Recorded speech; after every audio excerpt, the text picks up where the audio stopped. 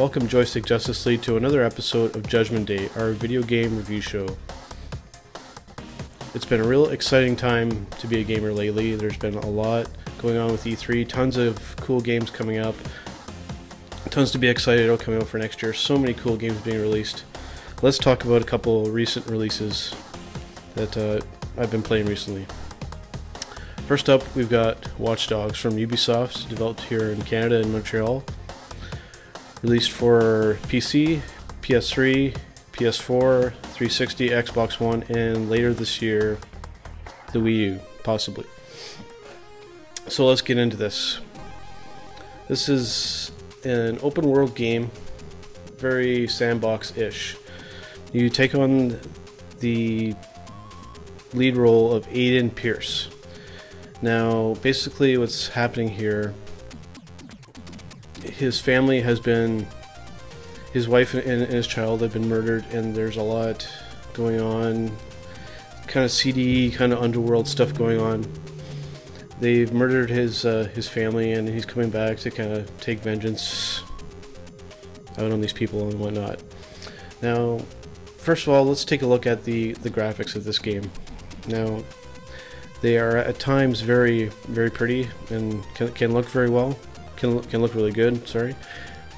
But a lot of it feels very next gen, like the PS4 version really feels, at times can look very pretty and can run fairly well, but really feels last gen when it comes to graphics. I mean, the world is nice and detailed, but it feels very lacking and just lacks polish in these certain kind of areas, and that can be part of the problem when you go big open sandbox like this, is that the graphics can suffer because there's just so much there to draw. Well, let's talk about the lead character next, Aiden Pierce. Now here's a character that really, again, suffers from this open world thing. They're trying to do so much that you just end up with a character like him that you just don't become invested in.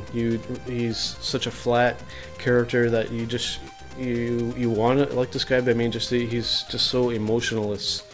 And is just going out and doing this stuff, and you feel no attachment to this character at all, no matter what you're doing. You know, it's a real shame, you know, with games like Last of Us and Uncharted. You really get invested in these characters, and to run into a game like this where you just have a character that is so lacking in that area, it really throws you off when a game is trying to tell a story, and you don't become invested, and that takes you out of the experience. So let's talk about gameplay now. Again, this is going to be a recurring theme with this game, is the lack of variety in what you can do, even when you're doing your story missions, and even when you're in your free roam sandbox, so you just do whatever you want kind of mode. The repetitiveness of just the overall the repetitiveness of the game itself. There's such a lack of things to do. The things that you do, it's just repeated every time. In a story mission, it's always you get told what you have to do. You either drive or you run or you walk to where you got to go. You hack the cameras to find the security guard, to find the code that you have to hack to dig in a little bit deeper, and then you come across this ridiculous hacking mini game that is just the same every time. It's the same every time, and then you have to either kill or basically immobilize whoever you're going after, and that's pretty well. And then the same when it comes to the open sandbox mode of the game. You're just always doing the same kind of things. At first, the first few times you play through it, stuff feels pretty cool. I mean, you have just a regular open free roam where you can hack people and steal their bank accounts, or you can stumble across crimes taking place, or go into these gang hideouts or these convoy missions that you have to take down the lead car in these convoys. Then it's just the same every time. That's the same formula repeated over and over again.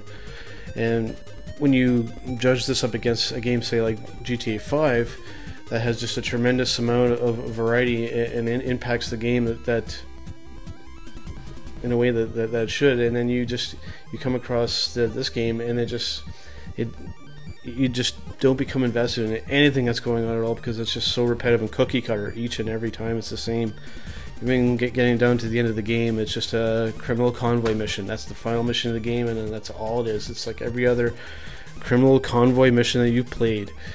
It just felt so unrewarding at the end. You know, the only redeeming quality I found in this game were some of the online modes.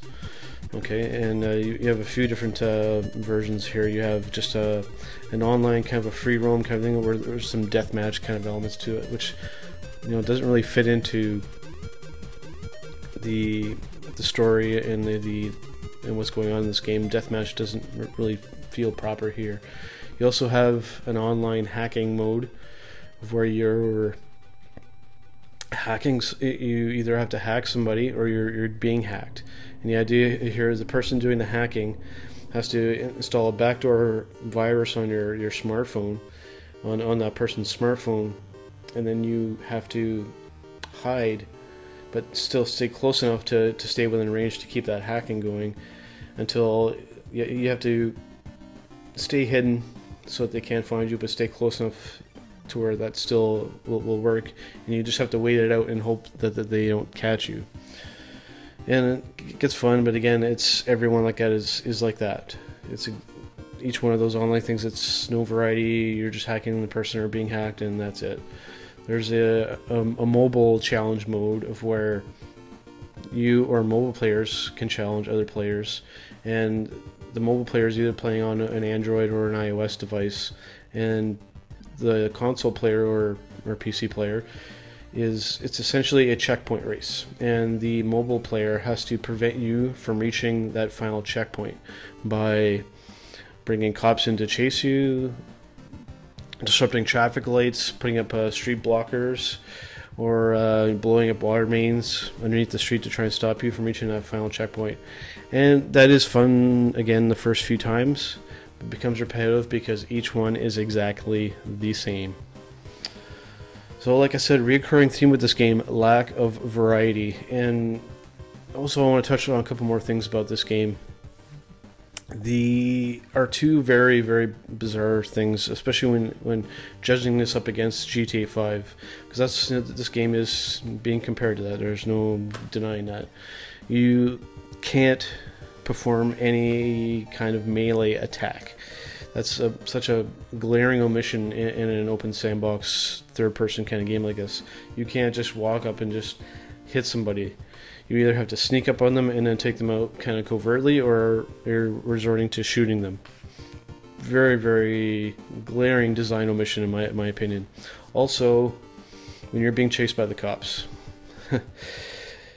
there's a foolproof way to get from them every time. You get in the water, get into a boat, and then the cops cannot chase you. Apparently, there are no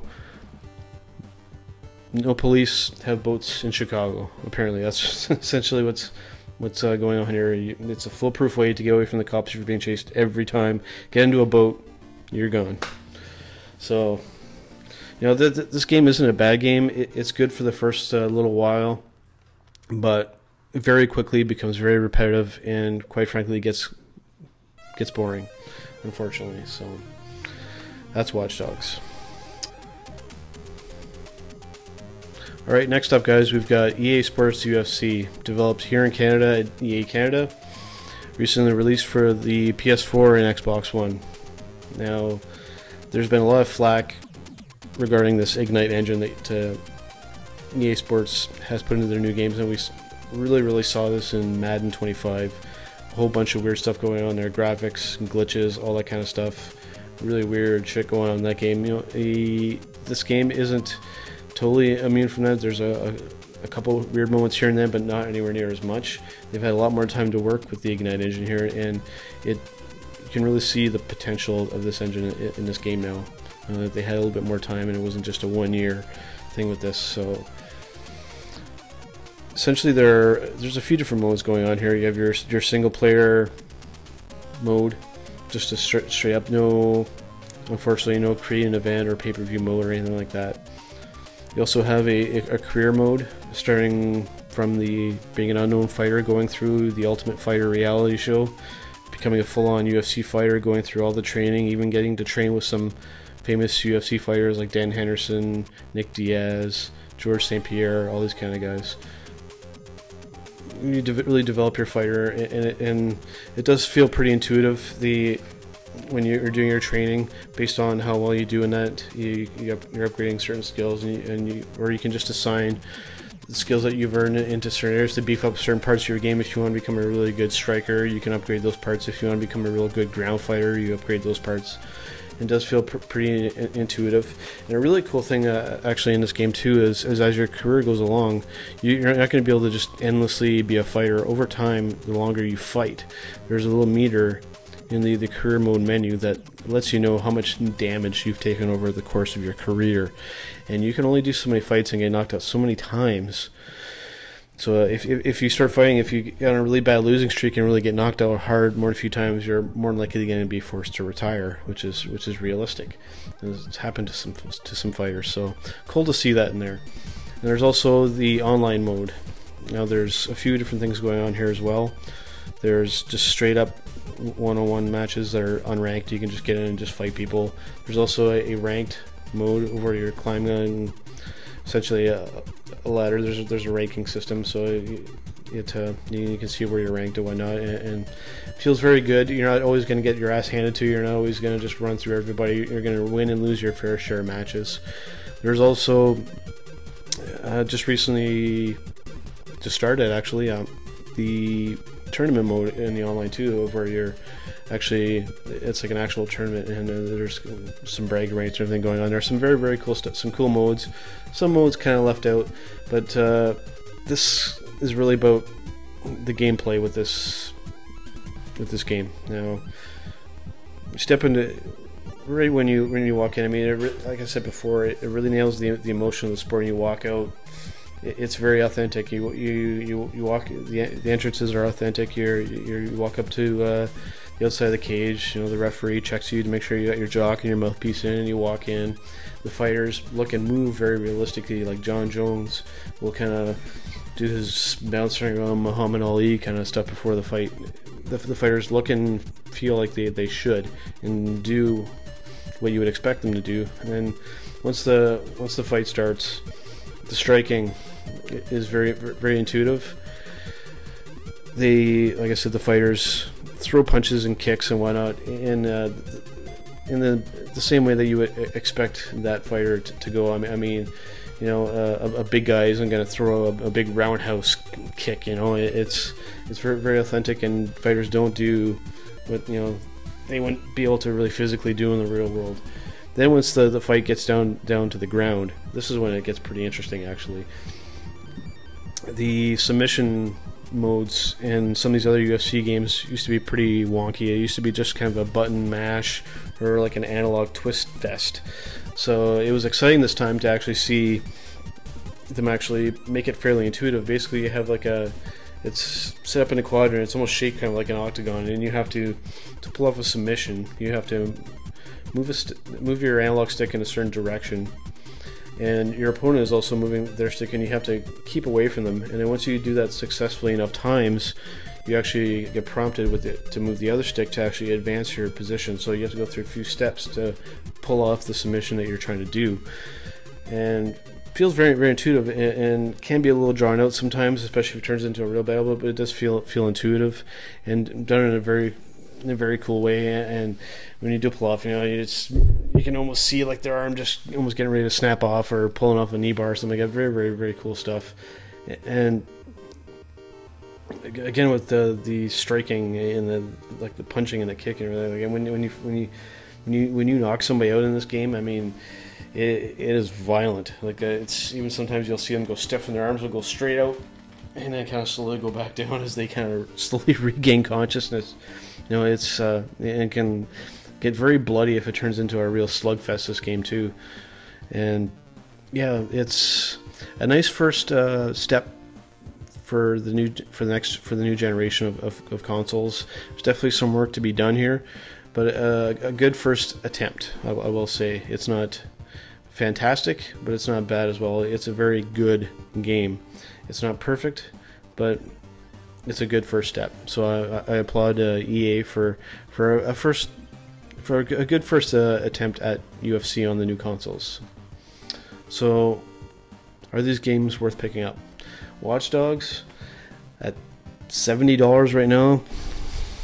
It's hard to recommend because, like I said, it gets very repetitive and can get boring.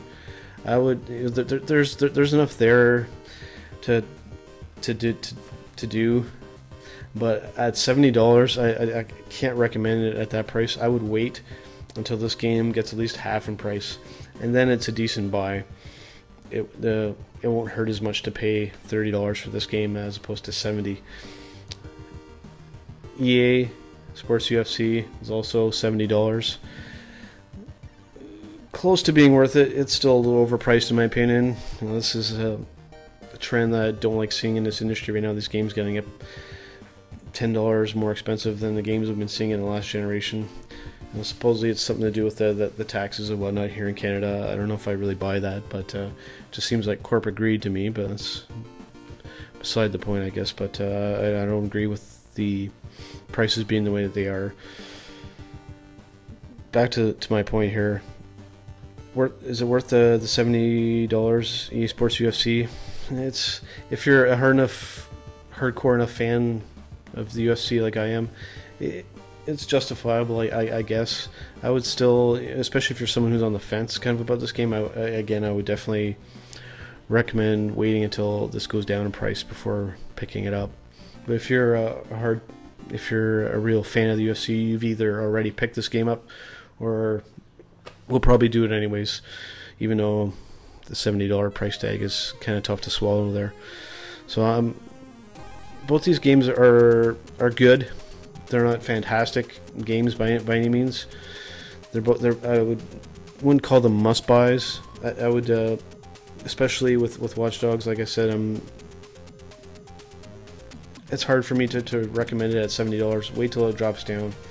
EA Sports will be a definite pickup for anybody who's a fan of the sport, but for others will want to wait. So that's it for this time, guys. Make sure and check out our YouTube channel, Joystick Justice League, on YouTube for a wide variety of shows. Most recently, we did a new show called Revise This, where we look at hardware improvements that we feel need to take place, or certain games maybe that are broken and that need to be fixed, and we're going to give our pros and cons on that. We started off with the DualShock 4 controller, saying what we like about it and what we don't like, what we feel needs to change. And especially that touchpad and the rubber on those analog sticks. Those are two main things that need to be fixed. Because other than that, very very good, very competent controller, but has some issues there. Also, make sure and check out my blog at joemoran.blogspot.ca. Also check out Mike's blog at thealarmbellnetwork.wordpress.com. Thanks for tuning in, guys. As always, peace. Game on.